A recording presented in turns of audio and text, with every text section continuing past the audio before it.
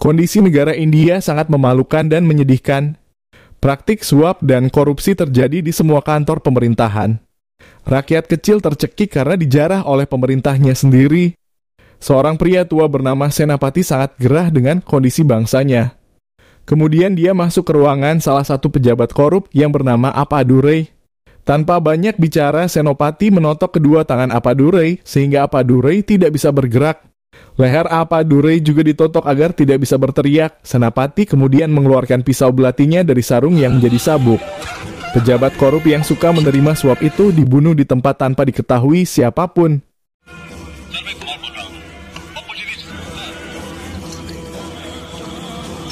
Terbukti pihak kepolisian tidak menemukan satupun petunjuk tentang pelaku pembunuhan. Departemen Kepolisian Cina yang bekerja sama dengan CDI membentuk tim gabungan yang dipimpin oleh petugas IPS Krisnaswamy. Informasi yang berhasil dikumpulkan pembunuhan itu ada kaitannya dengan dua pembunuhan sebelumnya.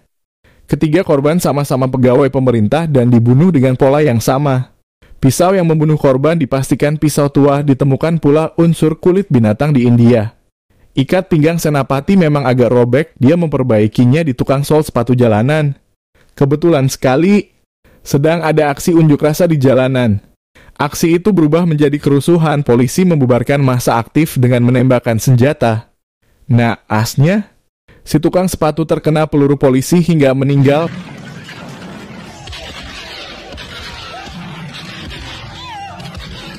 Istrinya Kupama berteriak histeris melihat sang suami tertembak. Pemerintah menjanjikan uang kompensasi sekitar 10 juta rupiah atas kematian suami Kupama. Tapi sudah 10 hari Kupama tak kunjung mendapatkannya, nasib yang sama dialami banyak warga lainnya. Setiap hari Kupama duduk menunggu di depan kantor keuangan pemerintah, uangnya sendiri sudah habis sekitar 1 juta rupiah untuk mengurus proses pencairan. Nama Kupama dipanggil oleh bendahara keuangan, cek uang kompensasi sudah siap dicairkan, tapi bendahara meminta uang 1 juta jika Kupama menginginkannya. Permintaan itu tidak bisa dipenuhi, uang Kupama sudah habis untuk menyuap pegawai lain agar mau melakukan tugasnya. Bendahara tidak peduli, tanpa uang suap Kupama tidak akan bisa mendapatkannya. Kupama jadi kesal, semua dokumen pencairan sudah lengkap, tidak seharusnya dia dipersulit lagi. Tindakan kurang ajar bendahara membuat dada Kupama sesak bahwa kompensasi pemerintah tidak akan membuat suaminya hidup lagi. Tapi pemerintah masih saja mempersulit pencairan. Kupama sampai jatuh pingsan karena tidak kuasa menahan emosi.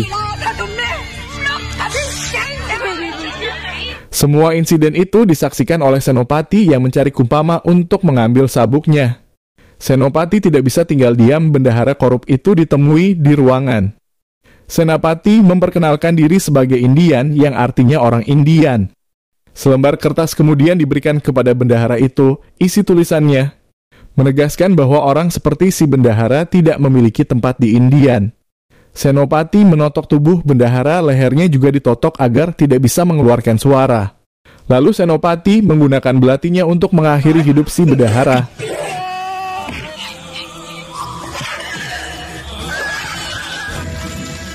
Pihak kepolisian kembali dipecundangi. Mereka kesusahan menghentikan pembunuhan karena belum bisa mengetahui pelaku dan motifnya.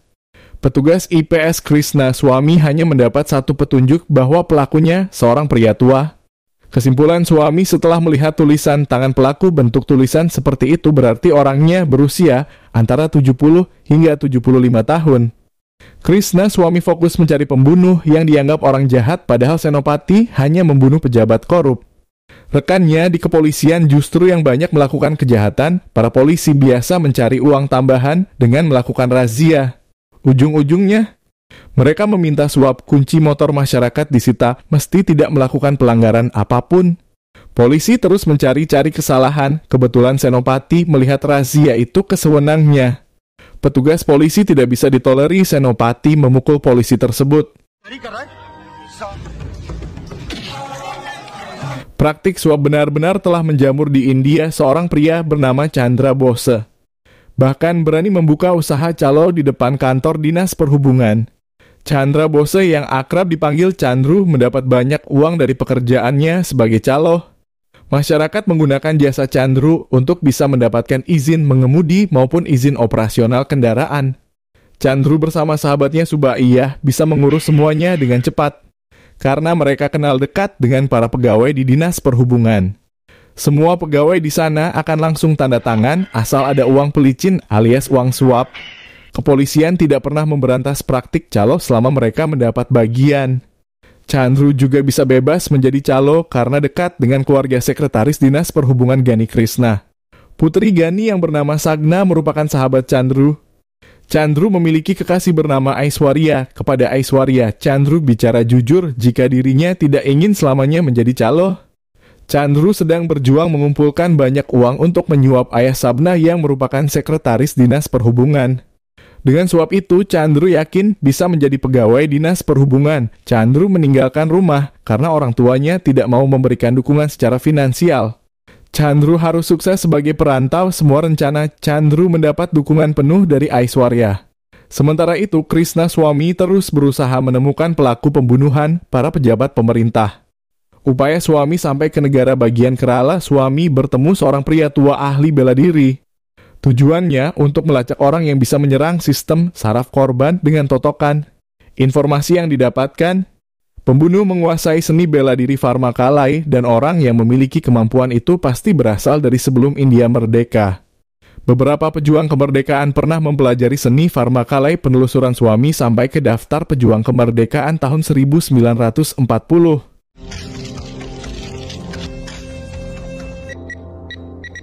Senopati juga tercatat sebagai pensiunan tentara India. Untuk membuktikan kecurigaan itu, suami mendatangi tempat kediaman Senapati di desa. Suami menyamar sebagai mantan pejuang kemerdekaan agar mudah diterima. Senapati sedang tidak ada di rumah, suami hanya bertemu istri Senapati yang bernama Amrita Veli. Suami mengaku sedang mengajukan permohonan uang pensiun kepada pemerintah. Apabila Senopati mau tanda tangan sebagai saksi, suami akan mendapat uang bulanan dari pemerintah sebagai mantan pejuang kemerdekaan. Wajah suami sangat asing di mata Amrita. Pejuang kemerdekaan sesungguhnya adalah seperti Senopati, tapi Senopati tidak pernah menuntut balasan setelah negaranya merdeka. Amrita kemudian menceritakan seperti apa sosok suaminya dulu saat Inggris menjajah India. Amrita juga terlibat gerakan kemerdekaan. Amrita rela dipukul tentara Inggris daripada harus hormat kepada bendera penjajah. Senopati yang telah lama malang melintang sebagai pejuang kemerdekaan tidak membiarkan tentara Inggris memukul Amrita. Senapati membunuh tentara penjajah itu. Aksi perlawanan Senopati yang selalu menentang Inggris membuatnya jadi buronan. Tapi Senopati sangat cerdik. Inggris tidak pernah mampu menangkap Senopati. Suatu hari Amrita memimpin aksi ratusan wanita India untuk melakukan gerakan memboikot pakaian Inggris. Banyak pakaian asing yang seksi dibakar, mereka juga menyuarakan Inggris harus keluar dari India. Respon pihak Inggris sangat berlebihan, Amrita dan yang lain ditangkap. Ratusan wanita itu ditelanjangi. Mereka tidak bisa melawan tentara yang bersenjata lengkap. Harga diri dan kehormatan para wanita itu telah dihancurkan. Banyak di antara mereka tidak kuat menanggung malu sehingga memilih mengakhiri hidupnya.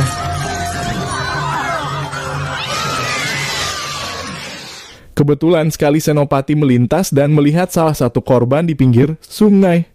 Senapati juga mendengar suara tangisan dari balik pohon. Itulah suara Amrita yang juga ingin mengakhiri hidup seperti wanita lainnya. Untuk menyelamatkan nyawa dan kehormatan wanita, di balik pohon Senopati bersumpah akan menikahinya. Senopati memberikan bajunya untuk dipakai. Akhirnya Amrita mau keluar dari balik pohon. Setelah saling bertatap langsung, mereka berdua menjadi sepasang kekasih yang akan segera menikah. Untuk membalas kekejian Inggris, Senapati dan rekan-rekannya melakukan serangan di siang bolong. Pihak Inggris kewalahan. Senapati menotok dan membunuh pimpinan Inggris di distrik itu. Kantor pemerintahannya pun diledakkan. Senapati semakin menjadi buronan Inggris. Tapi perjuangan Senopati tidak terhenti. Dia semakin ingin berbuat yang jauh lebih besar. Senapati akan bergabung dengan pimpinan tentara India bernama Subhas Chandra Bose. Amrita berat hati melepas Senopati. Mereka baru saja merencanakan pernikahan. Senopati berjanji pasti akan kembali. Mereka bisa menikah dengan bahagia setelah India merdeka. Senapati resmi bergabung menjadi tentara India. Sebuah pertempuran besar terjadi melawan pasukan Inggris. Tentara India dibuat keok. Karena Inggris menggunakan pesawat tempur, banyak tentara terbunuh. Senopati dan yang lain tidak bisa menghindari ganasnya rudal, tapi sebelum mereka terbunuh, Senopati mengajak rekan-rekannya menghancurkan tank Inggris. Demi kemerdekaan, mereka rela menjadi pasukan bom bunuh diri. Beberapa tank pasukan Inggris berhasil diledakkan. Nasib berbeda dialami Senopati, upaya bom bunuh dirinya digagalkan tentara Inggris. Senopati ditangkap dan dijebloskan ke penjara. Di dalam penjara setiap hari Senopati disiksa. Pada tanggal 15 Agustus 1947, para tokoh India mendeklarasikan kemerdekaan. India sudah bebas dari penjajahan Inggris. Senopati pun keluar dari penjara. Kemerdekaan itu sangat manis. Senopati bisa kembali ke pakuan kekasihnya Amrita yang setia menanti. Mereka menikah dan menjalani rumah tangga bahagia. Cerita Amrita tentang Senopati berhenti sampai di situ. Senopati juga sudah pulang ke rumah. Krishna suami langsung meminta tanda tangan Senopati. Tanda tangan itu membuat suami yakin bahwa Senopati memang pelaku pembunuhan. Tapi ternyata Senopati sudah mengetahui identitas asli orang yang ada di hadapannya. Suami tidak berpura-pura lagi. Suami akan menangkap Senopati karena telah melakukan pembunuhan. Tentu saja Senopati menolak. Senopati meminta suami pergi dari rumahnya. Pembunuhan yang telah dilakukan bukanlah kejahatan, tapi membersihkan India dari hama yang merusak. Suami tidak peduli alasan apapun Senopati ditodongkan senjata. Meski sudah tua, Senopati masih bisa bergerak cepat. Senopati juga mampu membanting suami. Senopati menotok tubuh suami sehingga tidak bisa bergerak. Andaikan saja Senopati mau, suami bisa dibunuh. Untungnya Senopati tetap membiarkan suami hidup. Senopati mengajak istrinya pergi dari rumah. Mereka pasti akan menjadi buronan polisi. Senopati dan istrinya membeli kendaraan tua untuk digunakan pergi ke kota. Mereka juga akan tinggal di mobil itu untuk menghindari polisi. Amrita dengan sabar menemani suaminya. Dulu suaminya juga menjadi buronan. Bedanya dulu dikejar-kejar penjajah Inggris, kini justru dikejar oleh bangsanya sendiri. Nyawa Krishna suami hampir saja melayang. Habib yang mengobati suami sangat menyadari pelaku sengaja tidak membunuh suami. Baru kali ini saya melihat keahlian seni farmakala yang begitu tinggi. Orang yang melakukannya sangat berhati-hati agar korban tidak terbunuh. Sementara Chandru sudah menjadi pegawai dinas perhubungan, sahabatnya Subaiyah juga ikut membantu pekerjaan di sana. Tugasnya yaitu melakukan inspeksi atau pemeriksaan kelayakan kendaraan. Chandru mendapatkan pekerjaan itu dengan uang suap yang cukup besar. Chandru dan Subaiyah harus pintar-pintar mendapatkan uang suap lagi agar balik modal.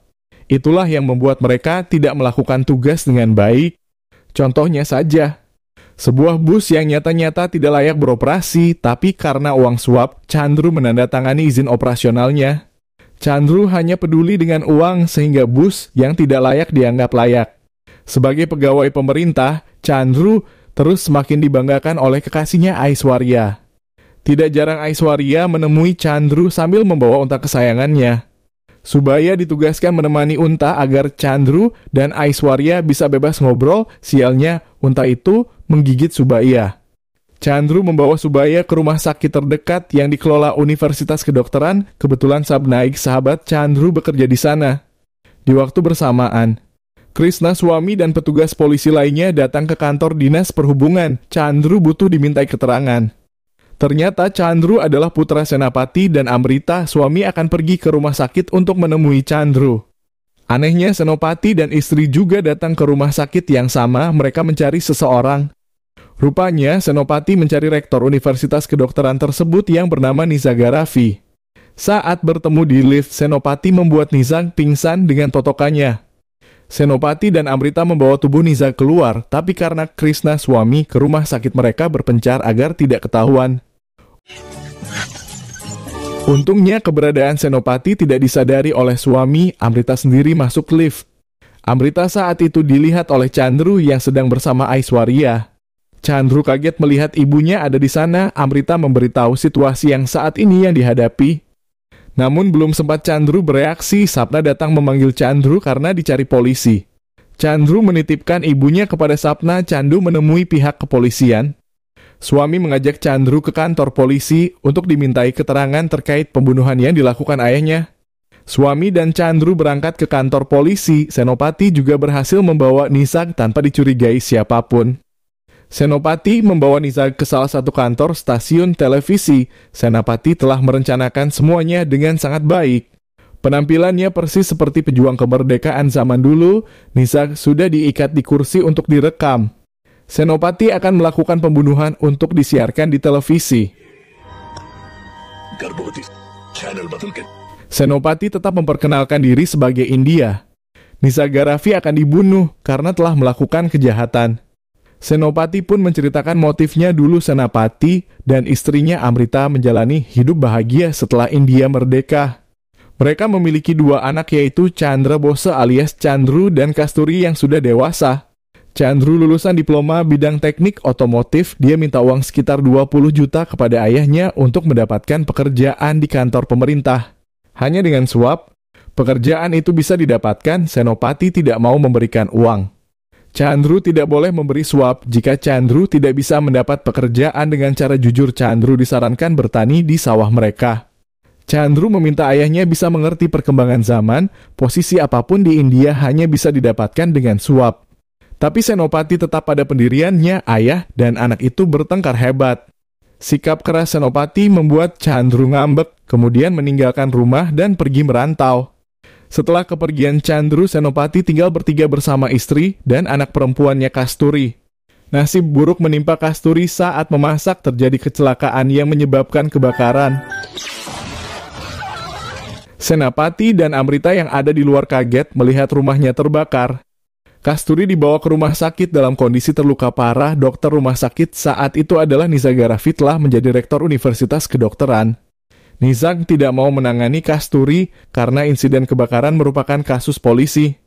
Senopati disarankan melapor polisi terlebih dahulu. Senopati memohon agar putrinya diselamatkan. Laporan ke polisi bisa belakangan. Tapi Nizag tidak peduli jika pasien ingin ditangani tanpa laporan polisi. Senopati diminta menyiapkan sejumlah uang. Tanpa uang pasien tidak layak sekedar berada di dalam rumah sakit. Senopati heran dengan dokter seperti Nizag. Bisa-bisanya dokter bisa berkata suap saat pasien yang sedang sekarat. Senopati tidak mau menodai prinsip hidupnya daripada memberi suap. Senopati memilih pergi ke kantor polisi. Senopati diterima oleh polisi bernama Inspektur Falu. Pengaduan kebakaran belum bisa dibuatkan laporan dengan alasan tidak ada surat keterangan dari petugas desa terlebih dahulu.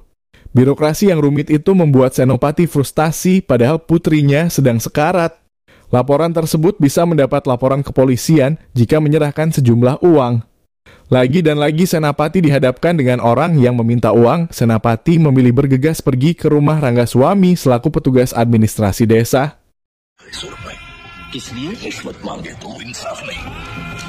Mental Rangga sama saja dengan petugas lainnya. Rangga mengaku akan pergi besok melihat TKP terlebih dahulu sebelum membuat laporan.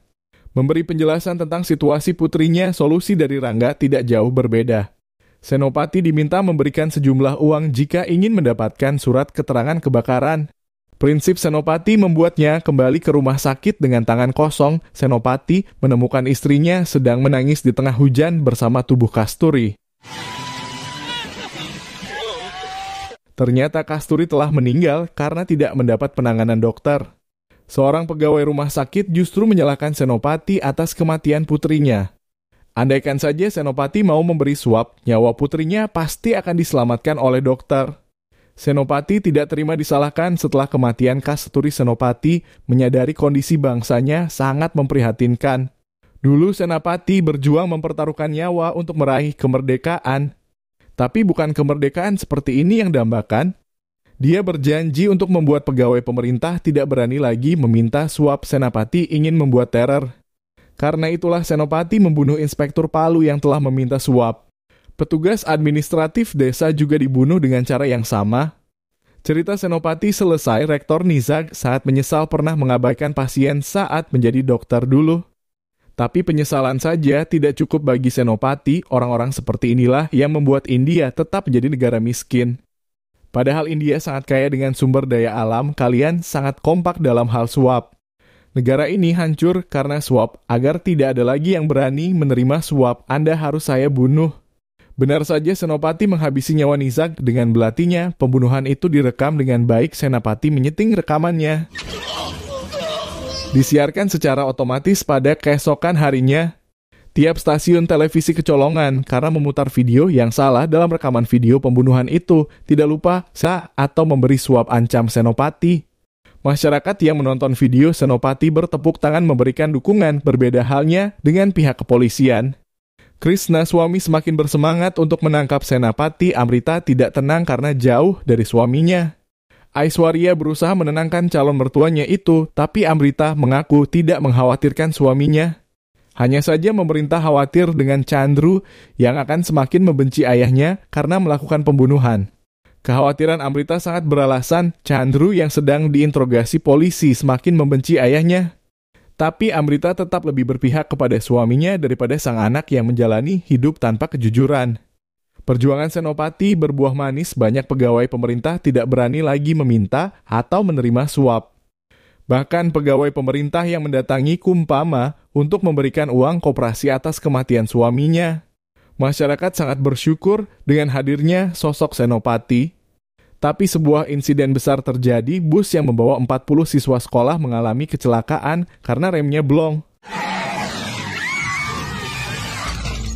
Dalam sekejap 40 anak meninggal di tempat, para orang tua menangis histeris. Tragedi itu sangat disadari oleh Chandru karena kesalahan Chandrulah yang menandatangani izin operasional bus tersebut meski tidak layak.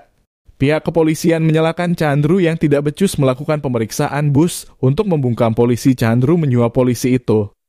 Chandru menjamin tidak akan bisa diketahui oleh Senopati. Si polisi pun tergiur dengan manisnya uang suap Chandru, tidak ingin disalahkan atas kecelakaan yang terjadi. Dokter yang memeriksa korban juga akan disuap. Chandru ingin dokter membuat laporan palsu bahwa sopir bus sedang mabuk sehingga kecelakaan. Senopati sedih melihat Chandru telah menjadi orang yang sangat jahat. Kamulah yang telah membunuh 40 anak-anak, saya harus membunuh kamu juga. Chandru kaget mendengar akan dibunuh oleh ayah kandungnya sendiri. Chandru memohon pengampunan, tragedi yang terjadi tidak disengaja. Chandru mengakui kesalahannya. Ayah saya, anakmu, ingat ayah saya dilahirkan setelah 15 tahun lalu ayah dan ibu menikah. Hanya saya yang tersisa setelah kematian Kasturi. Apa ayah tega akan membunuh saya? Tapi sebelum membunuh Chandru, petugas polisi datang bersama pasukannya untuk menangkap Senapati. Cukup mudah bagi Senopati menghadapi para polisi bersenjata itu, tapi putranya sendiri melempar Senopati dengan kursi. Senopati menjadi tertangkap, bunuh saja dia, bunuh orang tua gila ini, ucap terus kata-kata Chandru. Membuat hati Senopati sedih. Chandru benar-benar telah menjadi orang yang rusak. Senopati menetap dalam wajah putranya saat diseret polisi. Penangkapan Senopati membuat rakyat marah. Senopati tidak boleh ditangkap karena berjuang untuk kepentingan bangsa. Krishna suami kemudian memilih untuk menahan Senapati di rumahnya sampai persidangan dimulai 3 hari lagi. Tapi bukan Senopati jika tidak bisa melarikan diri. Senopati memotong borgolnya dengan api di ruang dapur sehingga bisa kabur. Chandru mengetahui ayahnya telah kabur dari tahanan polisi. Chandru akan pergi ke Mumbai agar tidak dibunuh oleh ayahnya. Baru saja Chandru ke bandara, Senapati datang untuk menuntaskan misinya. Istrinya Amrita mengaku tidak mengetahui keberadaan mereka. Senopati sangat mengetahui istrinya sedang berbohong. Kemudian telepon rumah berdering. Senapati mengangkatnya. Pihak maskapai mengabarkan bahwa penerbangan ke Mumbai tertunda. Senopati jadi mengetahui jika Chandru akan kabur ke Mumbai. Amrita memohon agar putra mereka tidak dibunuh. Tapi Senopati tidak mau merubah pikiran. Saya adalah orang yang paling sedih karena harus membunuh Chandru. Saya sangat menyayanginya, tapi saya siap kehilangan dia hari ini. Senopati pergi ke bandara. Dia berhasil menerobos masuk menghentikan kepergian Chandru. Kepolisian yang mengejar Senopati berhasil dipecundangi. Chandru berusaha kabur menggunakan mobil Senopati. Mengejarnya, belum lagi Senopati harus menghadapi serangan polisi. Senopati berhasil naik mobil yang digunakan Chandru. Senopati langsung membunuh putranya. Senopati sedih, tapi harus melakukan itu demi bangsa dan negaranya. Kemudian mobil yang mereka naiki menabrak kendaraan BBM, ledakan besar terjadi. Chandru yang meninggal, sedangkan Senopati sempat melompat sebelum mobil terbakar. Beberapa waktu kemudian, Senopati menelpon Krishna Swami dari Hong Kong. Senopati memperkenalkan diri sebagai Indian. Senopati meminta Swami menyiarkan kepada seluruh masyarakat bahwa dirinya masih hidup. Orang-orang harus tahu bahwa saya masih hidup. Katakan pada mereka saya akan datang jika mereka melakukan kejahatan.